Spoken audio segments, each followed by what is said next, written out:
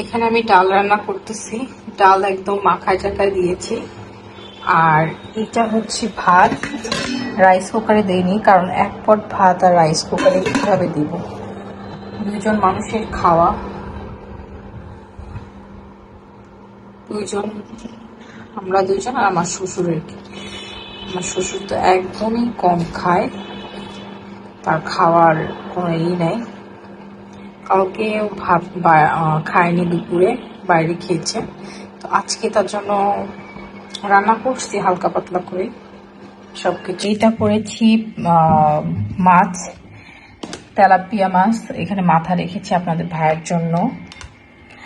আর এগুলো খালা আমাদের রুটি বানায় রেখে গেছে।